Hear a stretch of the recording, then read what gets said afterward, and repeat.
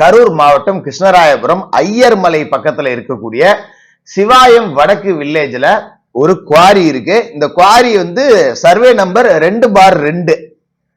இந்த குவாரியில தான் அனுமதிக்கப்பட்ட அளவை விட கூடுதலா வெட்டி எடுக்கப்படுது. பல 100 மடங்கு அதிகமா வெட்டி எடுத்திருக்காங்க. புலையன் 2/2ல 10/1/2014 இருந்து 9/7/2019 வரைக்கும் மட்டும்தான் அனுமதி அப்படிங்கிறது கொடுக்கப்பட்டிருக்கு.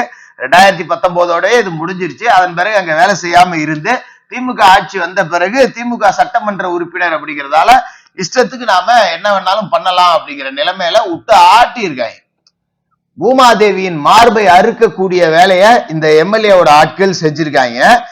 கிட்டத்தட்ட இவர்கள் அது அனுமதிக்கப்பட்ட அளவை விட பல மடங்கு அதிகமா எடுத்தாங்க அப்படிங்கிறதுக்காக 23 கோடி ரூபாய் அபராதம் இவர்களுக்கு 23 கோடி அபராதம் விதிக்கப்பட்டு அந்த அபராதத்தை இவங்க கட்டாம மதுரை கலெக்டர் கிட்ட போயிட்டு மேல்முறையீடா ஒரு மனுவை போடுறாங்க. மதுரை கலெக்டர் என்ன பண்ணுவாரு, திமுக எம்எல்ஏ அதெல்லாம் முடியாது, 23 கோடி நீ கட்டிதான் ஆகணும்ன்றாரா? இந்த வழக்கை விசாரிக்காமலே பெண்டிங்ல போட்டுறாங்க. அதன் பிறகு சுஸ்மிதா அப்படிங்கிற ஒருத்தர் சென்னை உயர்நீதிமன்ற கிளை மதுரையில வழக்கு தொடுக்கிறாரு.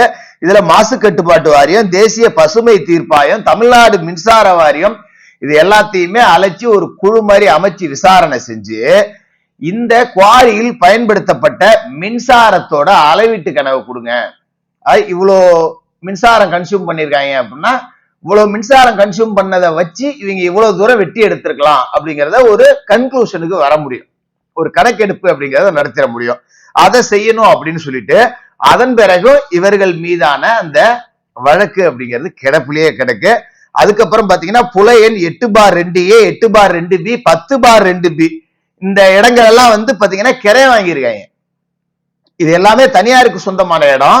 இந்த இடத்த எல்லாமே கிரைய வாங்கியிருக்காங்க. காசு கொடுத்து வாங்கி 2021க்கு பிறகு, அதாவது திமுக ஆட்சிக்கு வந்த பிறகு இந்த இடத்துலயும் மைண்ட்ஸ் எடுக்கிறாங்க.